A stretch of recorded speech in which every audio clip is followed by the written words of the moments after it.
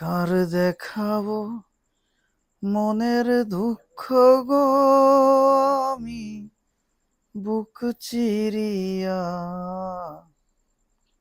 দুঃখ, দুদিন আগে আমার এক বোন বলতেছে, যারা শ্বশুর বাড়ি শুধু শ্বশুর শ্বশুর শ্বশুর বাড়ি করে তারা ওইরকম পুস্তায়, তাদের সব রাস্তা একদিন বন্ধ হয়ে যায়। আমার কি রাস্তাটা বন্ধ হইলো? আর আমি তাদের কি দেখলাম, তাদের কি দিলাম? কিছুই না। বলছে ভিডিওর মধ্যে বুনিদের কথাও বলতে হয়, বুনিদের নিয়েও তো বলতে হয়। বুনিদের নিয়ে তো আমি বলতে চাই, কিন্তু কি বলবো? অভাব, অশান্তি, ঝামেলা, জ্বালা, যন্ত্রণা, আর কি আর কি বলবো? তাইলে বলি, তাইলে বলি। প্রথমবার বাড়িতে গেলাম, গিয়ে দেখলাম আমার বাড়িটা হচ্ছে একটা আল হারামাইন লঙ্গরখানা। সেটা হচ্ছে আমি একাই করি, আর আমার পুরো বাড়ি একটা লঙ্গরখানার মতো, সবসময় 15-20 জন পড়ে থাকে। তাদের তো কাজ কামের কোনো ধান্দা নেই, শুধু ইমান আর ইমান আছে, কিন্তু কাজ করার মধ্যে নেই। আমি যা পাঠাই তার থেকে বেশি খরচ। আর আমি যে বাড়ি গেলাম, দুদিনও থাকতে পারলাম না ওই জ্বালা যন্ত্রণায়। কারণ কেউ তো আমারে ভালো মতো দেখতেও পারে না। কারণ কি? কারণ ওই যে ইনকাম সোর্স তো বন্ধ হয়ে গেছে, কিন্তু লঙ্গরখানার যে ব্যয় সেটা তো আর বন্ধ নেই। তো আল হারামাইন লঙ্গরখানা বন্ধ করতে আমার বহুত পরিশ্রম করা লেগেছে। এমনকি আমার বাড়ি পুলিশ পর্যন্ত পাঠানো লেগেছে, যে এই যে আল হারামাইন লঙ্গরখানা এটারে বন্ধ করার জন্য। তো বাড়িতে গেলাম আমার ঘরের একটু কাজ করার জন্য, কিছু পরিবারের সদস্যদের বলেছিলাম। 2 ঘন্টা কাজ করে, সকাল থেকে 7, 4, 9 পর্যন্ত কাজ করে, ওরে স্যালাইন, ওরে স্যালাইন, ওরে স্যালাইন, ওরে স্যালাইন নিয়ে আয়। হা দুনিয়া। মালয়েশিয়ায় একটানা 7 বছর জোন বেছে বাড়িতে গেলাম। সকাল থেকে রাত 10টা 12টা পর্যন্ত কাজ করলি একটানা গা ঘামে।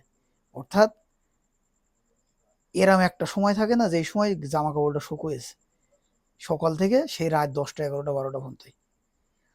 কিন্তু দুঃখের বিষয়, যখন বাড়িতে গেলাম 2 ঘন্টা আমার জন্য কাজ করে হলো মানুষ, 2 ঘন্টা কাজ করে 7, 4, 9 পর্যন্ত কাজ করে, ওরে স্যালাইন নিয়ে আয়, ওরে স্যালাইন নিয়ে আয়।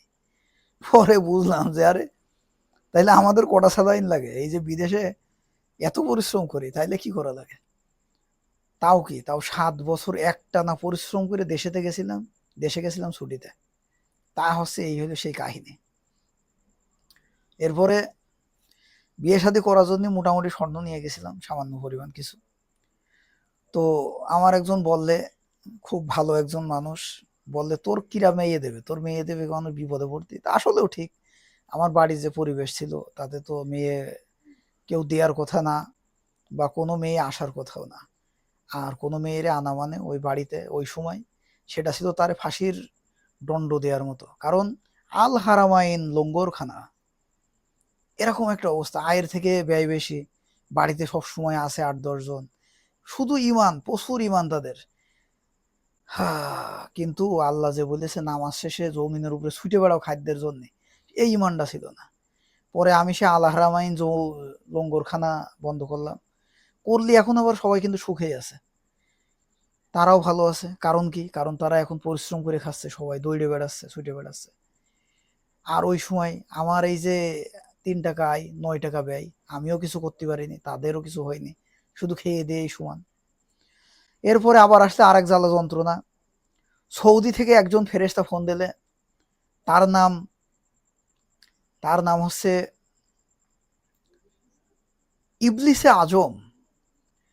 ইবলিসে আজম ফোন দিয়ে বললে যে সৌদি এখন প্রচুর মানুষ আসছে, কাজ আর কাজ, টাকা আর টাকা, 80,000 90,000 1 লাখ। পরে আমার বড় ভাই আরো, আমার নিজেদের ভিতরে বেশ কজন, এমনকি আমার খুব কাছের আরো একজন, যার পুরো টাকা আবার আমারই দেয়া লাগছে সৌদিতে যাওয়ার জন্য, জমি বেশি আমার বাপেরও দেয়া লাগছে। তো আল হারামাইন ও লঙ্গরখানার বিষয় না, এটা তো হচ্ছে আল ইবলিস, ইবলিসে আজম। ইবলিসে আজম ঠিক এভাবে, এই দেখো, এই দেখো, এখানে দেখেছো, এখানে ফেরেশতারা মিটিং করে। এই দেখো, এই দেখো, এটা দেখেছো, এখানে আজরাইল গোসল করে। আর এই যে দেখো, এটা হচ্ছে জিব্রাইল, প্রতিদিন আসে। একটু পরপরই আজরাইল জিব্রাইলের একটা গল্প শোনায় এক জায়গায় গিয়ে। আর লোক এভাবে তো তুলতেছে, যার তার কাছে টাকা নিতেছে। কিছু করার নেই। আমি বললাম যে দেখো, আবু জাহেল কিন্তু বর্তমানে দুনিয়ায় নাই। আবু জাহেল আর ইবলিস দুইজনের দায়িত্ব কিন্তু এখন এই লোকটা পালন করছে। তোমরা তারে বিশ্বাস করো না। তারা আমার বললে, তুমি হয়ে গেছো কাফের মালয়েশিয়াতে গিয়ে। কাফেরের কথা আমরা শুনবো না, আমরা তাকে সৌদি পাঠাবো। বেচলে 2 বিঘে জমি, সৌদি পাঠালো। একজন এসে বলল, ছেলে আজ থেকে আর আমার না, ছেলে আজ থেকে দিয়ে দিলাম, তোমার দিয়ে দিলাম।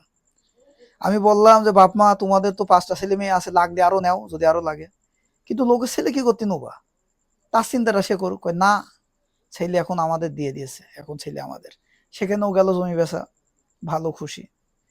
আমি যে বললাম যে কিন্তু ইবলিস, শয়তান ইবলিস আজম, তার কথা বিশ্বাস করো না। না, তার কথাই বিশ্বাস করতে হবে। আমি মালয়েশিয়া এসে খারাপ হয়ে গেছি, আমার আর কথাবার্তা ভালো হইল না। কি করব, এবার জমি জায়গা বেশি, বাপ মা চলে গেল কবরে, আমি দেখতেও পেলাম না। কারণ আমি কি করে দেখতে যাব? আমার 1 টাকা আয়, 3 টাকা ব্যয়। আবার ওই সংসার সুন্দরভাবে গুছিয়ে সবকিছু ঠিক করা মুখের কথা না। সবাই রে আমি প্রতি মাসে ইনকাম যা করি সব পাঠাই দিই, সবাই চলে। আর আমি যে বাড়ি গেলাম, 15 দিন গিয়ে থাকতে পারলাম না। প্রথমবার বাড়িতে গিয়ে 15 দিন থাকতে পারলাম না। দ্বিতীয়বার বিয়ে তো হইছিল না, অনেক কষ্টে দয়া করে একটা বিয়ে হইলো। আল্লাহ দয়া করলে, মানুষ দয়া করে একটা দিলে বউ, কি আর করার। পরে বাড়িতে গেলাম, গিয়ে জোন টোন খেটেও খাচ্ছিলাম, ভালো, সমস্যা না। তার ভিতরে আমার কাছের, খুব খুব কাছের মানুষগুলা, যারা আমার সারা জীবন খেয়েছে, তারাই বলছে, দেখেছিস, আমরা তোর কাজের ব্যবস্থা করে দিয়েছি, নাইলে যে তোর কি হতো। অথচ 7-8 বছর একটা না একদিনও ছুটি কাটায়নি, এই কনস্ট্রাকশন প্রজেক্টে কাজ করেছি। তা আপু, তুই যে বললি বুনিদের নিয়েও দুটো কথা বলতে, বুনিদের নিয়েও ভিডিও করতে, এইসব কথা কি বললে তোরা খুশি হবি? আরো বহুত জ্বালা যন্ত্রণা আছে। আমি তো চাই সবার এনে হাসি আনন্দে সুখে থাকতে, কিন্তু ফোন দিলেই তুই তো খোঁজ নিস নে, ফোন দিস নে, কথা বল, এসব কথা বললে কার ভাল লাগে? কার ভাল লাগে? প্রত্যেকে যে যার মতো দৌড়ে বেড়াচ্ছি দুনিয়ায়। তোদের নাই কাজ নেই, কর্ম নেই। আর আমাদের দিন যায় রাত আসে, ওই বছরের পর বছর, 15 বছর চলছে একই কাজ। সারাদিন জন বেছো, এসে রান্না বাড়া করো, খাও, ঘুমাও, পরের দিন আবার ওঠো, এভাবেই চলছে। এখন আর বেশি কিছু বললাম না। যাই হোক, সেই সৌদির ফেরেস্তা সবগুলারে তো ফুঙা মারামারি করে ধ্বংস করে দিয়েছে। আমার বাপ মারও দুনিয়াতে চলে গেছে। আমি বললাম, এ কিন্তু ফেরেস্তা না, ইবলিস। আমিও টার্গেটে আছি। আমি একটা কলিং এর কোনো ব্যবস্থা করতে পারলি, ওই সেই ইবলিসে আজম তাকে নিয়ে আসবো। এনে আমি তার জমি জায়গা বেচাবো, এবং আমি তার পুঙা মারবো। আরো বহুত কিছু করবো, যেগুলো বলা সম্ভব না। আমি চেষ্টা আছি, সবাই আমার জন্য দোয়া করবেন, যেন যে ইবলিস যে ইবলিস যেমন করেছিল, তার সাথে আমি তেমন করতে পারি। আহা।